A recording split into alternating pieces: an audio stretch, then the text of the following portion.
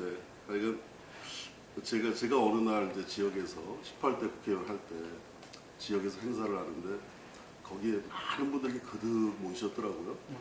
근데 그분들 이렇게 모였을 때 제가 저도 모르게 뭐 인사말이 준비 안 된 그 인사말이 나간 게 첫 마디가 그거였어요.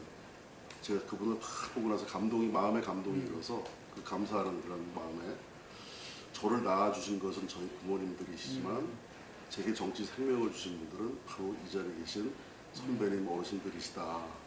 그러니까 저도 모르게 이제 그 말이 이렇게 튀어나온 거예요. 마음에 진심으로 이렇게 나온 거지. 그런 것처럼 지난번 선거를 치르는데 사실은 우리 강남에서도 당시에 새누리당 의원들이 떨어지고 후보들이 떨어지고 이런 상황이었는데 제가 당선이 되지 않았습니까? 그런 걸 보면서 사람과 저희들이 사람의 마음을 얻는 직업이지 않습니까?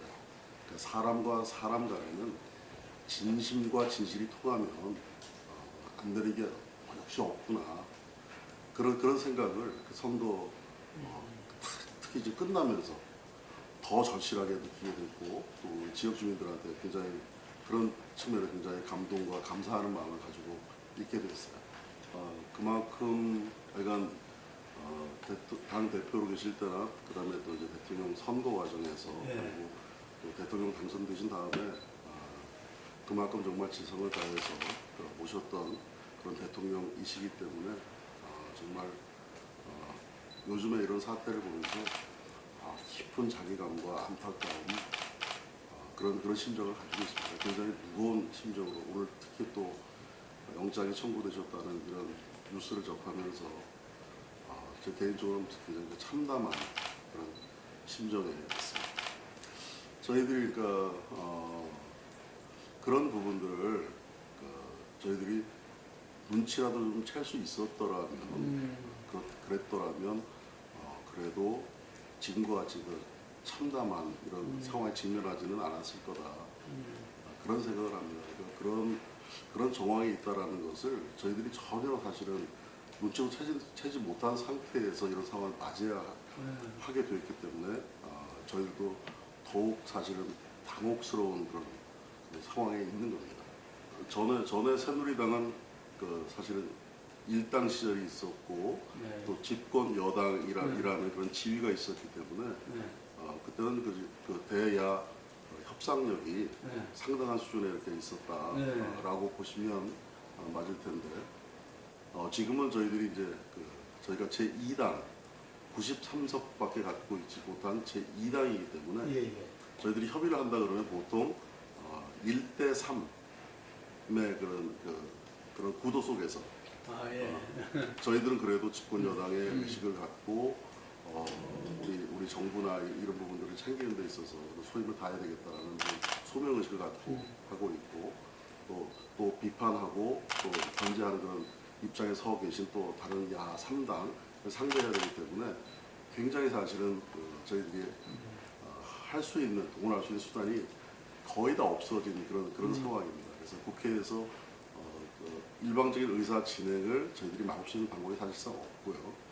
그다음에 그 필리버스터 같은 것도 전체 의석의 3분의 1 의석을 가져야 필리버스터를 할 수 있는데 저희 당은 필리버스터를 할 수 있는 자격조차도 없는 그런 존재이기 때문에 대야 협상에 있어서는 굉장히 많은 그런 고민과 그런 노력이 더욱 필요해진 그런 상황에서 지금 제가 원내수석이라는 자리를 이렇게 하고 있습니다. 저희들이 이제 이번 20대 국회 구성되고 나서 이제 3당 체제 그리고 지금 이제 4당 체제가 있습니다만 이런 구도를 보면서 이제 상생과 대화, 협치가 필요한 그런 정치 지형이 됐다라는 얘기들이 많이 흘러나왔는데 정말 맞는 것 같습니다. 사실은 저희가 모든 문제를 수의 논리나 힘의 논리로 이렇게 하게 되면 그것은 하나도 이룰 수가 없다.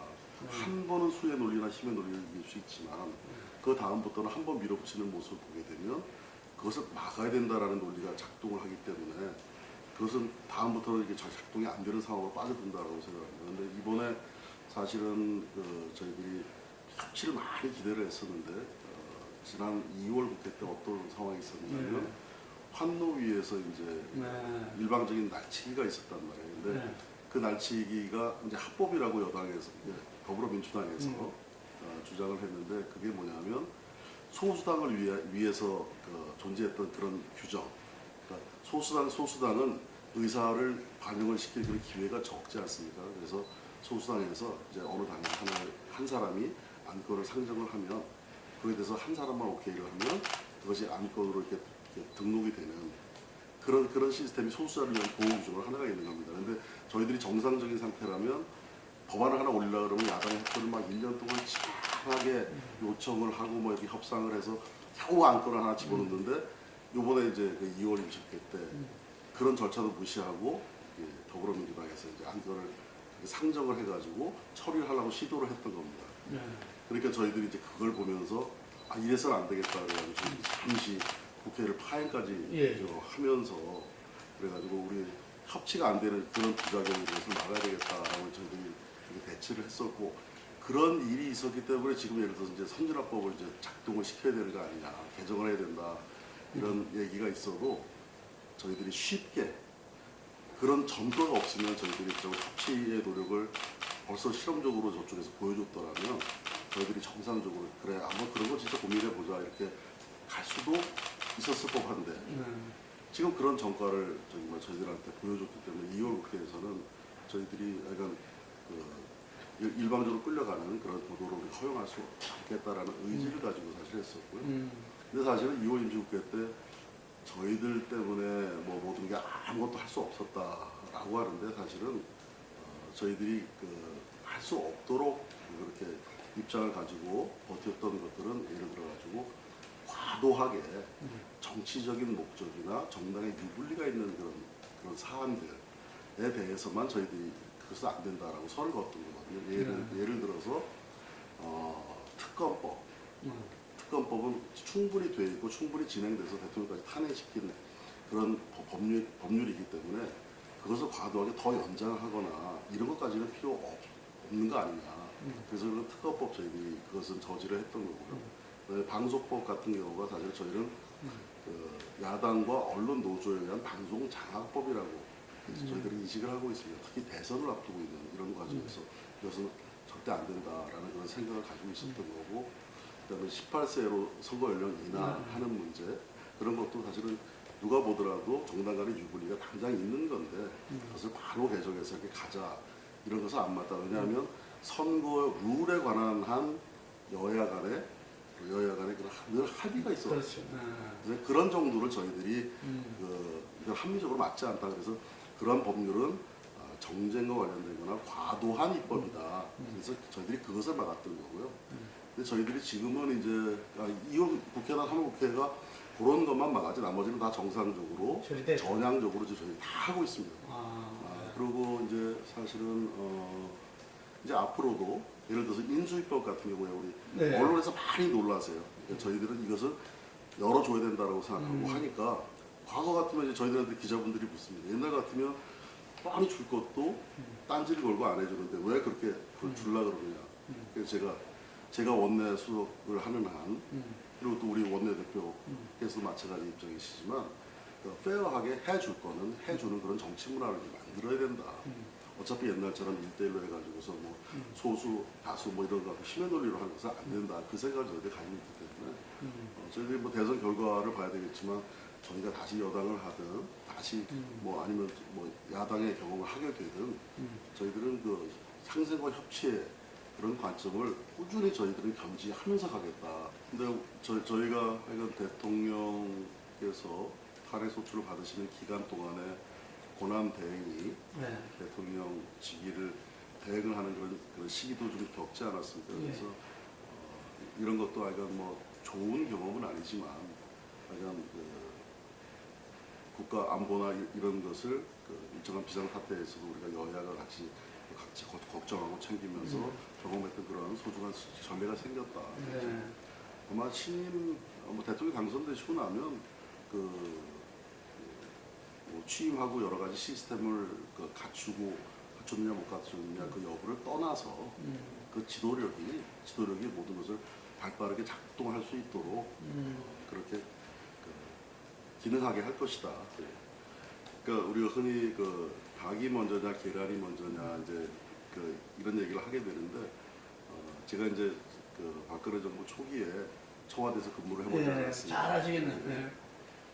그때 사실은 대통령께서 취임하시자마자 이 정치를 정쟁의 영역에서 정치의 영역에서 정치의 영역, 정책의 영역으로 이렇게 끌어들이려는 발상으로 저희들이 건의한 바도 없었는데 상임위 상임위별로 해가지고 야당 의원까지 다 초청을 하셔서 네. 그 상임위에 해당되는 현안이 뭐고 갈등 구조가 뭔지를 다 얘기를 들으시면서 메모를 하시면서 그 일정을 집권 초기에 하신 적이 있어요. 아우 안 됐잖아요. 아니 그래가지고 네. 그거를 대통령께서 전 상임위를 다 들으셨습니다. 그래가지고 그때 야당이 하려는 그런 저기 정책 네. 그런 것들을 다 메모하시고 나서 우리가 흔히 하는 뭐 정치나 정쟁이 아니라 그것을 정책으로 녹이려는 그런 대통령의 의지가 이렇게 보이시는 저는 아주 그래서 사실 깜짝 놀랐는데 그게 이루어졌습니까? 이루어졌습니다. 어. 그렇게 처음에 이제 대통령께서 선의로 이렇게 대화의 정치, 상생의 정치를 하시려는 시동을 걸었는데 네. 그때 사실은 초기에 어떤 장면이 있었냐면 정부 조직법 개편, 예. 뭐 미래부 같은 거 이런 걸 하면서 어떤 걸 소관으로 어디로 해주냐에 네. 따라서 야당이 처음에 여당 길들이기 차원의 시도를 그때 초장에 해가지고 50명7인가가 그렇죠. 네. 정부 구성도 못 되고 그러니까 당연히 국무위원 임명하는 거 더 그 뒤로 늦어지고 하는 그런 상황이 있어서 초기에 잘 서로 풀어지면서 갈 수 있는 그런 구조들이 서로 간에 길들이기나 의심하는 구조 이런 것 때문에 허물어져 버렸어요. 그래서 사실은 우리 첫 단추를 잘 꿰야 된다. 아, 예. 그런 것처럼 어떤 정권이 딱 탄생을 하게 되면 이긴 쪽은 이긴 쪽대로의 그런 그 승자의 여유라 그럴까요? 그런 게 좀 있어야 되고 진 쪽은 진쪽답게 진정으로 좀 승복하는 그런 의식을 서로 가질 때 이게 대화를 할 수 있는 그런 여건이 생긴다고 생각합니다. 그래서 지금은 이제 대통령 보궐선거를 치르고 그다음에 하는 거지만 우리 정치가 좀 이제 그런 승자의 여유와 배려의식, 그다음에 패자의 승복과 협력의식 이런 것이 아우러지는 그런 상생의 정치를 좀 우리가 정말 해봐야 되는 거 아니냐. 또다시 아마 지금 우리가 시작부터 대립과 갈등과 이런 정치로 또 가게 된다면 정말 그때는 우리 국민들이 이 정치판 해체해라, 이 국회 해산해라. 저는 그런 상황에 우리가 직면하겠다, 할 수 있다 그런 생각을 합니다. 지금도 사실 우리 국민들께서 많이 가서 광장에 나가셔서 촛불이다, 태극기다 이렇게 하고 계시지 않습니까? 우리가 그런 일에서 정말 벗어나서 국민들에게 희망을 드리고 믿음을 드리려면 우리가 정말 심각하게 우리 정치 문화에 대해서 깊은 자성이 있어야 된다. 그래서 사람들이 이제 계속 유지하고 있는 당이고 저기는 이제 이탈을 한 그런 분들이 뿌린 당인데 우리 국민들의 시각으로 보면 좀 길게 보니까 역시 그렇게 판단들 하시는 거 아닌가 싶은데 어떤 집에 예를 들어서 불이 났다고 가정을 하는데 불은 뭐가 잘못됐으니까 잘못했거나 잘못됐으니까 나는 거 아니겠습니까?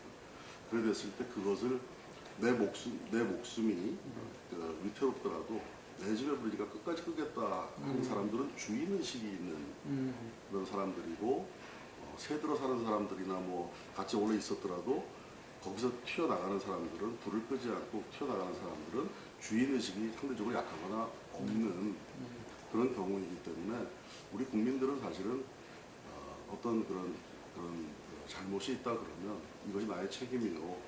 그리고 정면으로 그것을 우리 국민들이 용서하실 때까지 그래서 묵묵히 정면으로 감수하는 그런 세력에 결국은 그래도 더 많은 믿음을 주는 거 아니냐. 그런 차이가 존재한다고 생각을 하고 그런 측면에서 누가 이제 보수 적통이냐 이런 문제를 따지지 않겠습니까? 그래서 저희는 그런 측면에서 저희가 이 보수의 근본을 더 주인의식을 갖고 챙기려는 그런 집단이다 이런 생각을 하고 있는 거고요. 저희들이 요새는 뭐 너무 보수만 얘기하지만 저는 우리 자유한국당이 옛날에 우리 산업화 세대와 산업화 세력과 그다음에 민주화 세력 이것을 통합해서 새로운 정치 세력을 만들어낸 그런 DNA를 저희를 가지고 있는 그런 정당이다라는 자부심이 있거든요. 네. 그래서 저희가 그냥 무조건 한쪽에 치우쳐진 그런 보수정당의 그런 DNA만 가지고 있는 것이 아니라, 그건 이제 정치적으로 보니까 상대성에 의해서 자꾸만 그렇게 보여지고 규정이 된 측면이 있고, 실제로 우리 자유한국당의 본뿌리는 근본적으로 보수를 지켜왔으나 그다음에 민주화 세력까지도 같이 그 DNA를 섞은, 그래서 만들어낸 그런 정당의 기풍을 가지고 있다. 그래서 지금 뭐 보수뿐만 아니라 앞으로는 이제 중도 개혁 쪽의 방향까지도 우리는 늘 마음속에 품고 있는 그런 정당이다. 저는 그렇게 생각하고 있습니다. 지금 양쪽의 입장, 저는 저는 있다. 일리가 있다고 생각을 합니다. 네. 다만 그것을 우리가 선택을 해야 된다는 그 측면에서 보면, 우리가 예를 들어서 저쪽이 후보가 어떤 분이냐에 따라 다를 수 있는데, 문재인 후보라는 분이 후보가 되신다면 뭐 비문연대나 이런 걸 통해서 우리가 이길 수 있는 그런 판을 형성해야 되겠다. 그런 승패의 관점이 부각되는 그런 정치적인 그런 지점이라면, 예를 들어서 우리가 가지고 있는 그런 근본적인 가치를 우리가 조금은 튜닝을 하더라도 거기에 던져야 되는 그런 상황이라는 것을 누구도 마다하지는 못할 거라고 생각합니다. 다만 저희들이 근본적인 그런 자기 중심의 가치는, 어떤 정치적인 선택을 하더라도 그것은 마음의 중심이 되는 가치는 가지고 있는 것이 그런 모든 합종연행이나 그런 변형이나 튜닝의 그런 근본적인 전제가 되어야 된다. 그 생각은 좀 가지고 있습니다. 근데 보수 단일화는 필요하다 이런 입장이신 거죠? 상황이 돼서 네. 우리가 승산이 있는 그것을 통해서 그 승부를 보는 것이 가능하다 할 때는, 저는 그런 내용의 그런 형식의 그런 차용, 이런 것 필요하다고 생각합니다. 그러니까 지금 여론조사를 해보면, 네. 여론조사 전문 기관에서 이제 그 실무를 담당하고 계신 분들한테 귀동량을 좀 해보면, 예. 보수 성향의 유권자분들은 네. 상당히 그 여론조사에 응답을 하는 비율이 굉장히 적다. 근데 상대적으로 우리 야당을 지지하시는 분들의 그런 여론조사에 대한 응답률은 굉장히 높다.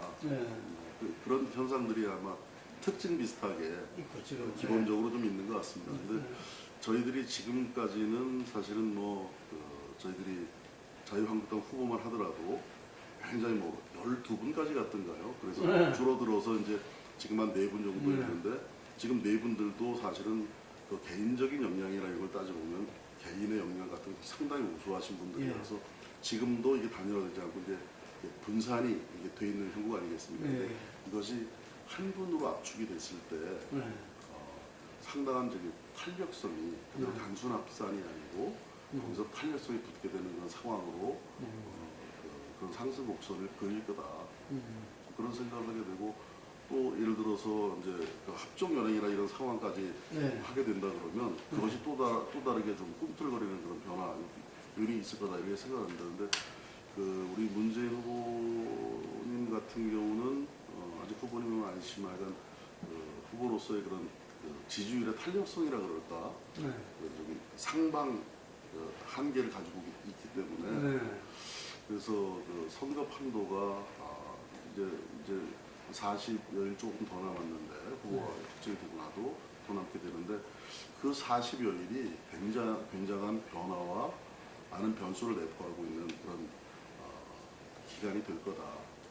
그래서 실제로 보수층이 얼마나 결집을 할 것인가, 이건 저희도 이제 추측의 영역이고, 그래서 그것이 하나의 저희도 굉장히 귀추가 주목되는 그런 지점이고, 또 하나는 우리 중도층에 있던 분들이 우리 현 정부 조금 앞정권에 실망을 하셨던 분들이 그 실망의 표로 보팅을 하실 거냐, 아니면 그래도 또 미래에 어떤 정부가 복잡하다는 국제적인 현실 속에서 우리 국익과 안보를 지켜내면서 남북관계 이런 것을 잘 끌어갈 수 있고, 또 경제도 살릴 수 있는 그런 정부가 될 것이냐, 그런 미래 지향적인 관점에서 투표를 할 것이냐. 그것이 어느 쪽에 우세하느냐에 따라서 승패가 나지 않을까. 근데 어떤 경우도 사실은 지금 보면 굉장히 더불어민주당 소속 후보들이 1, 2, 3위 이렇게 하고 그래서 굉장히 그쪽에서 다 일방적일 것 같지만 마지막 정치 구도는 굉장히 조밀조밀하고 빡빡한 그런 경쟁 구도로 하지 않을까. 선진화법 지금도 이제 지금은 다 정권이 교체된 게 아니니까 예. 저희가 쭉 하면서 이제 저희가 하고 싶은 것들을 사실 선진화법 때문에 예. 많은 지장을 받았던 것 이게 사실이거든요. 예, 예. 이제 그런 입장에서 이제 이게 만약에 이제 대선 결과에 따라서 야당의 일종이 이제 이걸 또 이제 바꾸자 할 텐데 그것은 저는 사실은 서로 면목이 없는 일이다. 이래 생각합니다. 그래서 그건 당장 바꾸자 이런 것보다는 그야말로 이렇게 그런 상황이 됐을 때 제가 아까 승자의 그런 배려와 아량, 그다음에 패자의 승복 의식, 협조 의식 이런 거를 말씀을 드렸는데 먼저 여당이 실험적으로 그 선진화법의 문제 여부와 상관없이 상생과 협력, 대화의 정치를 저는 가동을 해야 된다고 생각합니다. 그러다 보면 말하지 않아도 우리 선진화법 이런 얘기가 나올 수 있는 풍토가 될 거고요. 또 선진화법이 또 나쁜 측면만 있는 건 아니거든요. 이번에 최순실 사태 속에서도 저도 예결위원을 하고 소위원까지 하면서 했지만 정해진 시한 내에 그렇죠. 그 와중에도 이걸 해내는 예. 이것은 선진화법이 있었기 때문에 가능한 영역이었거든요. 그래서 우리가 선진화법을 너무 의식하지 말고 먼저 우리가 우리의 의식과 관행을 바꿔내면 우리가 선진화법을 탓하지 않아도 될 상황이 저는 얼마든지 올 수 있다. 그렇게 하면 우리 국민들도 똑같은 우리 정치부단들 국민들 의식 수준이 높으시니까 똑같은 입장에서 여야를 제대로 분개하고 벌하시고 격려하는 이런 틀이 생겨나지 않을까 그렇게 생각합니다. 그래서 제도를 먼저 얘기하는 것보다 저는 우선 제가 강조하고 싶은 건 뭐냐면 제도보다 먼저 우리 당사자들의 그런 정치관행과 의식 이것을 우리가 얼마나 서로 상대 입장에서 바꿔놓고 생각해 주느냐 저는 그런 관점이 더 중요하다고 생각합니다. 그러다 보면 오히려 선진화법 어려운 부분들 더 빨리 개조해낼 수 있을 거고 그게 개조가 경우에 따라서는 필요 없이 제도와 상관없이 그냥 여야가 상생과 협치의 정신으로 그냥 가도 되는 그런 상황이 저는 올 수도 있다 그런 생각입니다.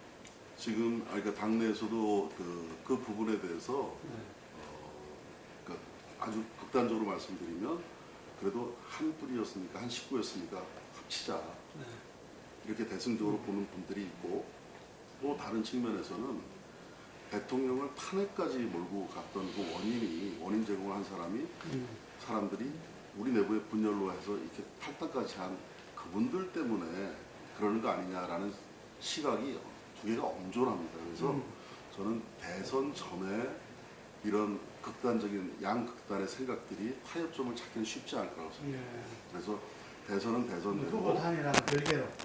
후보 단일화하고는 별개로 대선 전에 이것이 실행되기는 현실적으로 어렵고 또 실제로 합쳐졌을 때 그것이 승수 효과를 반드시 불러올 거냐 오히려 합쳐졌을 때 우리는 자유한국당도 못 믿겠다라고 또는 다른 쪽으로 또 투표를 기권을 하거나 이탈해 보시는 그런 층도 지금 엄존하는 상황이다 이렇게 생각합니다. 그래서 후보 단일화는 저는 반드시 하는 게 좋겠다라는 그런 쪽입니다. 사실 승부가 가능한데도 후보 단일화 안 한다 그러면 그건 어폐가 있죠. 그러나 합당의 문제를 지금 하는 것이 정말 현실적이냐 그 문제는 저는 현실적으로 생각해 봐야 될 부분이 있다 그렇게 생각합니다. 우선 하여간 저는 우리 정치가 존재하는 본령이랄까 그 존재 이유는 이렇게 갈라진 국민들을 한데 모아서 그것을 발전의 에너지로 이렇게 승화시키는 게 바로 정치의 역할이라고 생각하는데 국민들은 뭉치고 싶어도 정치가 그걸 인위적으로 동서 가르고 계층 가르고 해서 자꾸 그걸 분리시키거든요. 그래서 정치가 근본적으로 존재하는 존재 이유를 저는 잊어먹고 있다. 그런 생각을 합니다. 그래서 우리 정치는 제일 먼저 사실은 통합과 상생을 기본으로 해야 된다. 그래서 저는 뭐 지역에서 정치를 할 때도 제가 어떤 발언을 하게 되면 우리 국민들이 대략 보면 우리 자유한국당을 좋아하시는 과거 기준으로 하면 새누리당을 좋아하시는 분이 또 그렇지 않은 분들이 한 50대 50 계신 거 아니겠습니까? 그것을 에너지를 모아서 우리가 제가 도봉구면 도봉구 발전을 위해서 끌고 가는 게 그게 목적이 있는 거지. 그걸 갈라서 표의 이득을 보자 그러면 나를 좋아하지 않는 쪽의 분들한테 많은 상처를 드리는 거기 때문에 그건 정치하는 방식은 맞지 않다는 게 이제 제가 평소에 견제해온 그런 생각이 그래서 제가 정치할 때도 저는 당선된 날 바로 다음 날 제가 길거리 인사할 때 제가 새누리당으로 당선됐지만 저는 도봉당 국회의원이 되겠습니다라고 예. 그런 말씀을 드려야 했는데 그런 정신이 우선 가장 저는 필요하다고 생각을 하고요. 이제 오늘은 이제 뭐 그냥 행동의 준거로서 상생과 협치 이런 말씀 많이 드렸는데 정치가 미래로 나가는 그런 비전을 우리 국민들에게 좀 드릴 수 있어야 된다고 생각합니다. 정말 꿈을 줘야 된다 이거죠. 제가 이렇게 보면 우리 대한민국 한반도 이게 전체를 보고 이렇게 우리가 지금 이 시대적인 상황 속에서 우리가 무엇을 해야 될 것인가 이렇게 생각을 해보면 참 눈앞에 다가와 있는 큰 흐름들이 있는데 우리는 그것을 하나도 인식 못하고 우리끼리 조그만 데서 여야 간에 뭐 깨알 터트린다 그럴까 막 그냥 조그만한 거 그냥 깨좀 터트린 그 게임을 하고 있는 거거든요. 예를 들어 저는 제가 평소에 늘 생각할 때 우리 북한의 저 정권이 과연 얼마나 이렇게 지탱가능한 정권이냐 이걸 생각해 보면 저는 지금도 초침이 째깍째깍하고 있는 그 시한탄 같은 정권이 북한 정권이라고 생각하거든요. 그럼 어느 날 저 정권이 큰 변괴가 생겼을 때 우리 한반도의 그런 운명은 어떻게 되겠느냐 이걸 생각을 해보면 아주 제가 아득합니다.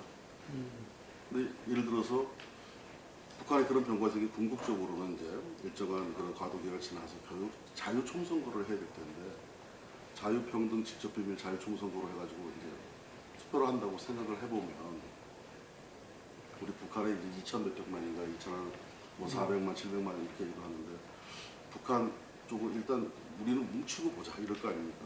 그리고 이 남한 쪽은 우리 동편제 서편제 해가지고 50대 50 거의 대등하게 이렇게 서로 쟤네가 하는 건 우리 싫어 뭐 서로 그러면서 그렇게 있고 그 사이에 한 10% 초반대에 과거에 뭐 민노당이라 그럴까요?